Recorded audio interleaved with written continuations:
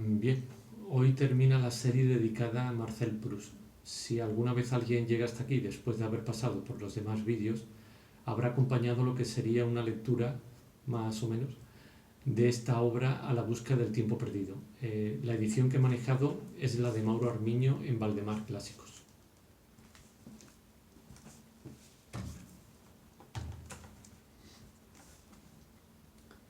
Estas muertes sucesivas, tan temidas por el yo que debían aniquilar, tan indiferentes, tan dulces una vez que producidas, y cuando el que las temía no estaba allí para sentirlas, me habían hecho comprender desde hacía un tiempo lo poco sensato que sería asustarme de la muerte. Y era ahora que desde hacía poco había llegado a serme indiferente, cuando de nuevo empezaba a temerla, cierto que bajo otra forma, no por mí, sino por mi libro, para cuya eclosión era al menos durante un tiempo indispensable esa vida que tantos peligros amenazaba. Víctor Hugo dice: es preciso que la hierba crezca y que los niños mueran. Yo digo que la ley cruel del arte es que los seres mueran y que nosotros mismos muramos, agotando todos los sufrimientos, para que crezca la hierba no del olvido sino de la vida eterna, la tupida hierba de las obras fecundas, sobre la que las generaciones vendrán a hacer alegremente, sin preocuparse por los que duermen debajo, su almuerzo en la hierba. He dicho peligros externos, peligros internos también. Si me salvaba de un accidente venido de fuera, quién sabe si no me vería impedido de aprovechar semejante gracia por un accidente sobrevenido en mi interior, por alguna catástrofe interna, antes de que hubieran transcurrido los meses necesarios para escribir este libro. Cuando dentro de un rato volviese a casa por los campos elíseos, ¿quién me decía que no sería atacado por el mismo mal que mi abuela? Una tarde en la que había ido a dar conmigo un paseo que para ella debía de ser el último, sin que lo sospechase, en esa ignorancia que es la de todos nosotros, de una aguja llegada al punto ignorado por ella, en que el resorte disparado de la relojería va a dar la hora. Quizá el temor de haber recorrido casi por entero el minuto que precede al primer toque de la hora, cuando éste ya se prepara, quizá ese temor al golpe que estaría vibrando en mi cerebro, ese temor era como un oscuro conocimiento de lo que iba a pasar, como un reflejo de la conciencia del precario estado del cerebro cuyas arterias van a ceder, cosa que no es más imposible que esa repentina aceptación de la muerte que tienen ciertos heridos que, aunque hayan conservado su lucidez y aunque el médico y el deseo de vivir traten de engañarlos, dicen, viendo lo que va a pasar: voy a morir, estoy dispuesto, y escriben a su mujer para decirle adiós. Y de hecho, esta cosa singular fue lo que ocurrió antes de que yo hubiese empezado mi libro, lo que ocurrió bajo una forma que nunca me habría imaginado. Me encontraron una noche que salí, mejor cara que otras veces. Se asombraron de que todavía tuviese todo el pelo negro, pero al bajar la escalera estuve 3 veces a punto de caer. No había sido más que una salida de 2 horas, mas cuando hube regresado a casa sentí que ya no tenía ni memoria, ni pensamiento, ni fuerza, ni existencia alguna. Si hubieran venido a verme para proclamarme rey, para secuestrarme, para arrestarme, les habría dejado hacer sin decir una palabra, sin volver a abrir los ojos, como esas gentes que, atacadas en el más alto grado por el mareo y que, atravesando en barco el mar Caspio, no esbozan siquiera la menor resistencia si se les dice que van a tirarlos al mar. No tenía propiamente hablando ninguna enfermedad, pero sentía que ya no era capaz de nada, como les ocurre a esos viejos muy activos la víspera y que, debido a una fractura del fémur o por haber tenido una indigestión, todavía pueden llevar durante un tiempo en su cama una existencia que ya no es más que una preparación más o menos larga a una muerte ya ineluctable. Uno de mis yoes, el que en el pasado iba a esos festines de bárbaros que se llaman banquetes y donde para los hombres de blanco, para las mujeres medio desnudas y emplumadas, los valores están tan invertidos que si alguien no llega a cenar después de haber aceptado, o simplemente solo llega al asado, comete un acto más culpable que las acciones inmorales de las que se habla con ligereza durante esas cenas, así como de los muertos recientes, y en los que la muerte o una enfermedad grave son las únicas excusas para no ir, a condición de que se haya avisado a tiempo, para invitar a un 14º comensal, de que uno estaba muriéndose. Ese yo había conservado en mí sus escrúpulos y perdido su memoria. En cambio, el otro yo, El que había concebido su obra se acordaba. Había recibido una invitación de Madame Molé y se había enterado de que el hijo de Madame Sacerat había muerto. Estaba decidido a emplear una de esas horas tras las que ya no podía pronunciar palabra, atada a la lengua como mi abuela durante su agonía, o ingerir leche, para enviar mis excusas a Madame Molé y mis condolencias a Madame Sacerat. Pero al cabo de unos instantes había olvidado que debía hacerlo. Feliz olvido, porque la memoria de mi obra velaba e iba a emplear la hora de la supervivencia que me era concedida para echar mis primeros cimientos. Por desgracia, al coger un cuaderno para escribir, se deslizó a mi lado la tarjeta de invitación de Madame Molé. Acto seguido, el yo olvidadizo, pero que tenía preeminencia sobre el otro, como ocurre en todos esos bárbaros escrupulosos que van a banquetes, dejaba a un lado el cuaderno, escribía a Madame Molé, quien por otra parte me hubiera estimado mucho sin duda por haber sabido que había antepuesto mi respuesta a su invitación a mis trabajos de arquitectura. De repente, una palabra de mi respuesta me recordaba que Madame Sacerat había perdido a su hijo. Le escribía también. Luego, después de haber sacrificado un deber real a la obligación ficticia de mostrarme cortés y sensible, caí extenuado, cerraba los ojos y durante 8 días ya no haría otra cosa que vegetar. Sin embargo, si todos mis deberes inútiles, a los que estaba dispuesto a sacrificar el verdadero, salían al cabo de unos minutos de mi cabeza, la idea de mi construcción no me abandonaba un instante. No sabía si sería una iglesia donde los fieles podrían aprender poco a poco verdades y descubrir armonías, el gran plano de conjunto, o si esto terminaría siendo, como un monumento druídico en la cumbre de una isla, algo que nadie frecuentaría nunca. Pero estaba decidido a consagrarle mis fuerzas, que se me iban como con pena y como si hubieran querido dejarme tiempo, una vez terminado todo el perímetro, a cerrar la puerta funeraria. No tardé en poder mostrar algunos apuntes. Nadie comprendió nada. Hasta los que fueron favorables a mi percepción de las verdades que luego quería grabar en el templo me felicitaron por haberlas descubierto al microscopio, cuando por el contrario me había servido de un telescopio para captar unas cosas pequeñísimas, cierto, pero porque estaban situadas a gran distancia y porque cada una de ellas era un mundo. Allí donde yo buscaba las grandes leyes me llamaban rebuscador de detalles. Además, ¿para qué hacía aquello? De joven había tenido alguna facilidad y a Bregot mis páginas de colegial le habían parecido perfectas. Pero en lugar de trabajar había vivido en la pereza, en la disipación de los placeres, en la enfermedad, los cuidados, las manías, y emprendía mi obra en vísperas de morir sin saber nada de mi oficio. Ya no me sentía con fuerzas para hacer frente a mis obligaciones con los seres, ni a mis deberes hacia mi pensamiento y mi obra, menos todavía hacia unos y otros. En cuanto a los primeros, el olvido de las cartas que tenía que escribir, etc., simplificaba un poco mi tarea.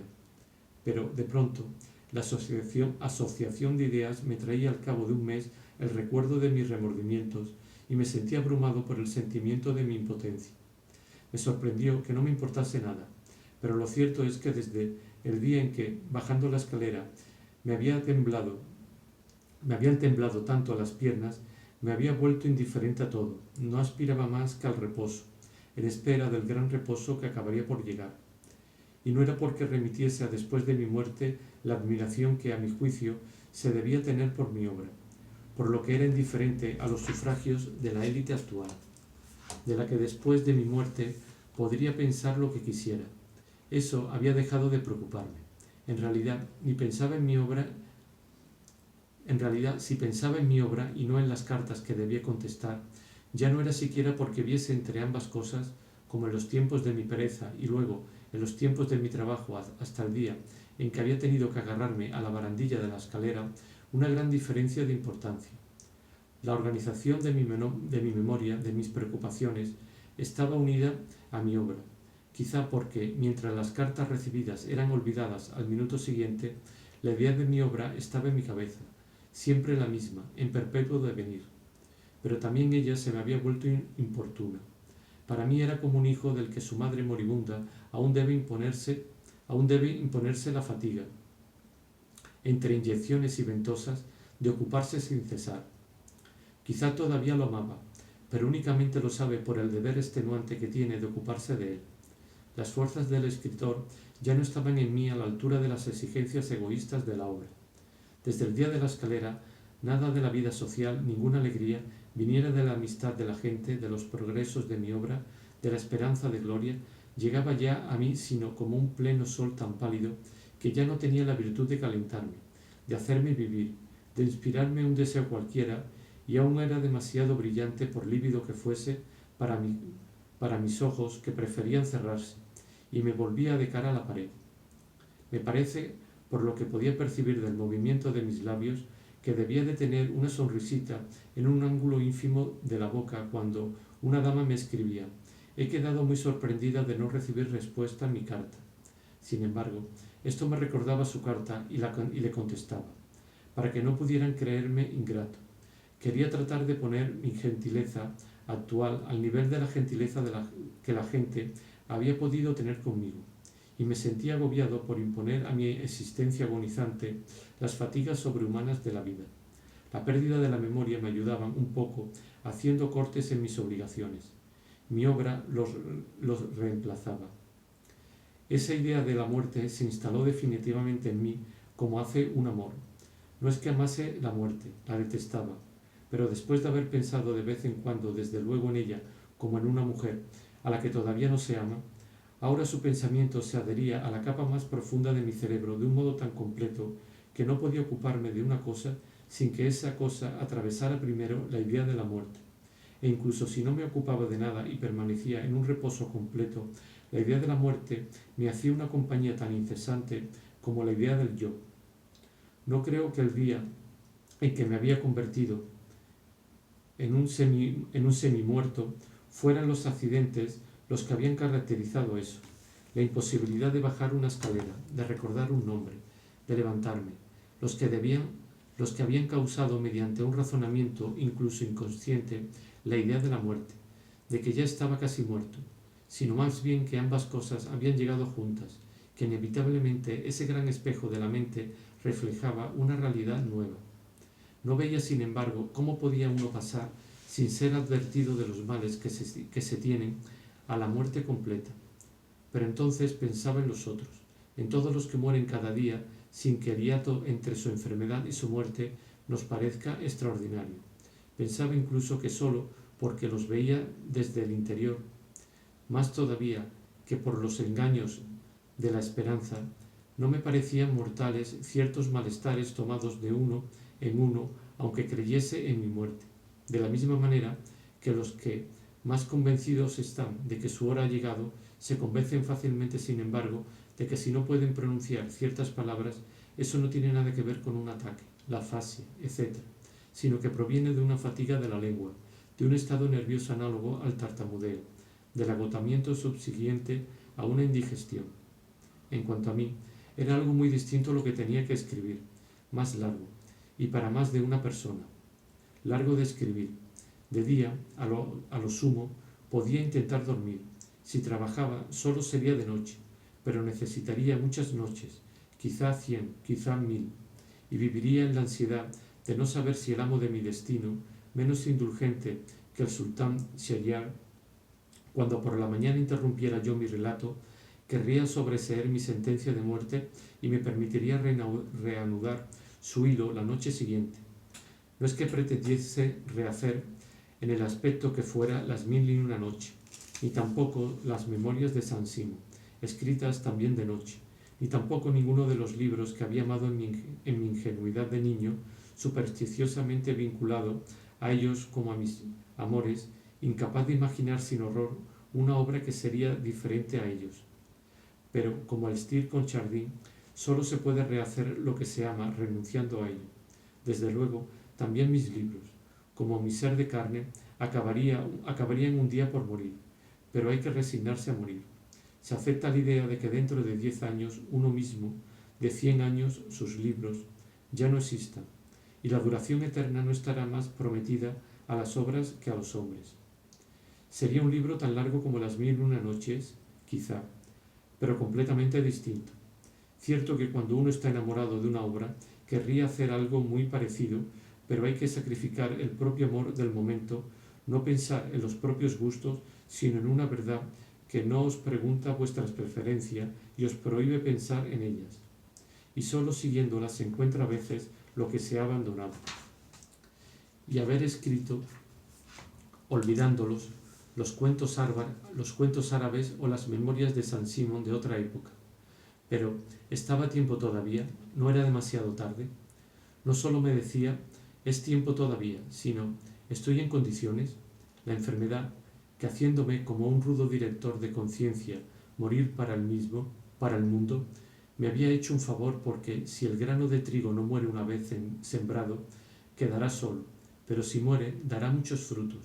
La enfermedad, que después de la pereza me hubiera protegido contra la facilidad, quizá iba a protegerme contra la pereza. La enfermedad había gastado mis fuerzas y, como había notado desde hacía mucho, sobre todo en el momento en que había dejado de amar a Albertín, las fuerzas de mi memoria. Pero la recreación por la memoria de impresiones que luego había que profundizar, esclarecer, transformar en equivalentes de inteligencia, no era una de las condiciones, casi la esencia misma de la obra de arte, tal como la había concebido hacía un rato en la biblioteca. Si aún tuviese las fuerzas que todavía estaban intactas en la soirée que entonces había evocado viendo François de Champ, precisamente de esa soirée en la que mi madre había abdicado, databa, justo con la muerte lenta de la abuela, el declive de mi voluntad, de mi salud. Todo se había decidido en el momento en que, no pudiendo soportar ya esperar el día siguiente para posar mis labios en el rostro de mi madre, había tomado mi resolución. Había saltado de la cama y había ido en camisón a instalarme en la ventana por donde entraba el claro de luna hasta que hubiera oído marcharse a Monsieur Swann. Mis padres lo habían acompañado y yo había oído la puerta del jardín abrirse, sonar a la campanilla, volver a cerrarse. Entonces pensé de pronto que, si aún tenía fuerzas para llevar a cabo mi obra, aquella matiné, como en el pasado en Combray ciertos días que habían influido en mí, que me había dado hoy mismo, al mismo tiempo, la idea de mi obra y el temor a no poder realizarla, marcaría desde luego, ante todo, en esta, la forma presentida antaño por mí en la iglesia de Combray y que por lo general permanece invisible para nosotros, la del tiempo. Cierto que existen muchos otros errores de nuestros sentidos. Se ha visto que diversos episodios de este relato me lo habían demostrado, que falsean a nuestros ojos el aspecto real de este mundo, pero en última instancia, en rigor podría, en la transcripción más exacta que me esforzaría por dar, no cambiar el lugar de los sonidos, abstenerme de separarlos de su causa, a cuyo lado la inteligencia los sitúa a destiempo, aunque hacer cantar dulcemente la lluvia en medio de la habitación y diluviar en el patio la ebullición de nuestra tisana no debería ser en suma más desconcertante de lo que tantas veces han hecho los pintores cuando pintan, muy cerca o muy lejos de nosotros, según las leyes de la perspectiva, la intensidad de los colores y la primera ilusión de la mirada nos los hagan ver una vela o un pico que el razonamiento desplazará luego desde distancias algunas veces enormes. Podría, aunque el error sea más grave, seguir, como se hace, poniendo rasgos en el rostro de una transeúnte cuando en el lugar de la nariz, de las mejillas y del mentón no debería haber más que un espacio vacío animado a lo sumo por el reflejo de nuestros deseos. E incluso, si no tuviese tiempo de preparar, cosa ya mucho más importante, las 100 máscaras que conviene aplicar a un mismo rostro, aunque solo fuera según los ojos que lo ven y el sentido con que leen los rasgos, y para los mismos ojos según la esperanza o el temor, o por el contrario el amor y el hábito que ocupan durante 30 años los cambios de la edad. Por último, incluso si no me propusiera y mi relación con Albertín bastara sin embargo para mostrarme que sin eso todo es ficticio y falso, representar a ciertas personas no fuera sino dentro de nosotros, donde sus menores actos pueden acarrear trastornos mortales y hacer variar también la luz del cielo mortal según las diferencias de presión de nuestra sensibilidad, o cuando, turbando la serenidad de nuestra certidumbre bajo la que tan pequeño es un objeto, una simple nube de peligro multiplica en un momento su magnitud. Si no podía introducir esos cambios y muchos otros, cuya necesidad, si se quiere pintar lo real, ha podido emerger en el curso de este relato, en la transcripción de un universo que estaba por dibujar de nuevo por entero, al menos no dejaría de describir al hombre como un ser que tuviera la longitud no de su cuerpo, sino de sus años, como si estuviese obligado, tarea cada vez más enorme y que termina por derrotarlo, a arrastrarlos con él cuando se desplaza. Por otra parte, que ocupamos un lugar en constante crecimiento en el tiempo, todo el mundo lo siente, y esa universalidad no podía dejar de alegrarme porque es la verdad sospechada por todos y cada uno, y lo que debía esforzarme por dilucidar. No solo todo el mundo siente que ocupamos un lugar en el tiempo, sino que este lugar, el más simple, lo mide aproximadamente como mediría el que ocupamos en el espacio, puesto que personas sin especial perspicacia, viendo a dos hombres que no conocen, los dos con bigote negro o totalmente afeitados, dice que son dos hombres de unos 20 años el uno, de unos 40 el otro. Sin duda, uno se equivoca muchas veces en esa evaluación, pero el hecho mismo de haber creído que podía hacerlo significa que se concebía la edad como algo que puede medirse. Al segundo hombre de bigote negro se le han añadido de hecho 20 años más. Si era esa noción de tiempo incorporado de los años pasados, no separados de nosotros, lo que tenía ahora intención de poner de relieve con tanta energía, es porque en ese mismo momento, en el palacete del príncipe de Guermantes, aquel ruido de los pasos de mis padres acompañando hasta la salida a Monsieur Swann, aquel tintineo saltarín, ferruginoso, interminable, chillón y fresco, de la pequeña campanilla, anuncio de que por fin Monsieur Swann se había marchado y de que mamá iba a subir, volví a oírlos. Oí precisamente los mismos, situados, sin embargo, tan lejos en el pasado. Entonces, pensando en todos los acontecimientos que se colocaban forzosamente entre el instante en que los había oído y la matiné Guermantes, me asustó pensar que era realmente aquella campanilla la que todavía tintineaba en mí, sin que yo pudiese cambiar nada de los sonidos estridentes de su cascabel, porque al no recordar ya bien cómo se apagaban, para volver a aprenderlos, para escucharlo bien, hube de esforzarme en dejar de oír el sonido de las conversaciones que sostenían a mi alrededor las máscaras. Para tratar de oírlo más de cerca, era en mí mismo donde estaba obligado a descender. Aquel tintineo, por lo tanto, había estado allí siempre, y también, entre él y el instante presente, todo aquel pasado indefinidamente transcurrido que no sabía que llevase conmigo. Cuando la campanilla había tintineado, yo ya existía, y después, para que siguiese oyendo ese tintineo, era preciso que no hubiese habido discontinuidad, que yo no hubiese cesado un instante, que me hubiera tomado el reposo de no existir, de no pensar, de no tener conciencia de mí, dado que ese instante antiguo aún estaba en mí, dado que aún podía recobrarlo, volver hasta él, con solo descender más profundamente en mí. Y porque contienen así las horas del pasado, los cuerpos humanos pueden hacer tanto daño a quienes los aman, porque contienen tantos recuerdos de alegría y de deseos ya borrados para ellos, pero tan crueles para el que contempla y prolonga en el orden del tiempo el cuerpo adorado del que está celoso hasta desear su destrucción. Porque después de la muerte el tiempo se retira del cuerpo, y los recuerdos tan indiferentes, tan pálidos, son borrados de la que ya no existe, y pronto lo serán de aquel al que todavía tortura, pero en quien acabarán por perecer cuando el deseo de un cuerpo vivo deje de alimentarlos. Profunda Albertín que yo veía dormir y que estaba muerta. Experimentaba una sensación de fatiga y espanto, sintiendo que todo este tiempo tan largo no solo había sido, sin una sola interrupción, vivido, pensado, segregado por mí, que era no solo mi vida, no solo yo mismo, sino también que debía mantenerlo cada minuto atado a mí, que me sostenía a mí, que, encaramado en su cima vertiginosa, no podía moverme sin desplazarlo, como yo podía en cambio hacer con él. La fecha en que oía el ruido de la campanilla del jardín de Combray, tan lejana y sin embargo interior, era un punto de referencia en aquella dimensión enorme que yo no sabía que tuviese. Me daba vértigo ver por debajo de mí, y sin embargo en mí, como si mi altura fuese de leguas, tantos años. Acababa de comprender por qué el duque de Guermantes, de quien, contemplándolo sentado en una silla, había admirado lo poco que había envejecido a pesar de tener por debajo de sí tantos años más que yo, en cuanto se había levantado y había querido tenerse de pie, había vacilado sobre unas piernas temblonas como las de esos viejos arzobispos en las que no hay nada más sólido que su cruz metálica y hacia los cuales se precipitan unos jóvenes seminaristas vivarachos, y no había conseguido avanzar sino temblando como una hoja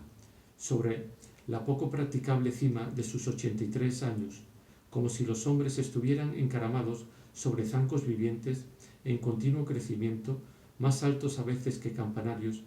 que acaban por volverles difícil y peligrosa la marcha y de los que de repente caían. Era esta la razón de que la cara de los hombres de cierta edad fuese, a ojos del más ignorante, tan imposible de confundir con la de un joven, y sólo apareciera a través de la seriedad de una especie de nube. Me asustaba que los míos fueran ya tan altos bajo mis pasos. Pensaba que no seguiría teniendo fuerza para mantener atado a mí mucho tiempo ese pasado que descendía ya tan lejos. Por eso, si me fuera dejado el tiempo suficiente para llevar a cabo mi obra, no dejaría yo ante todo de describir en ella a los hombres, aunque debiera hacerlos parecerse a seres monstruosos, como si ocupasen un lugar tan considerable al lado de ese otro tan restringido que les está reservado en el espacio, un lugar prolongado en cambio hasta la desmesura, puesto que tocan simultáneamente, como gigantes inmersos en los años, épocas vividas por ellos tan distantes, y entre las cuales tantos días han venido a situarse en el tiempo. Fin.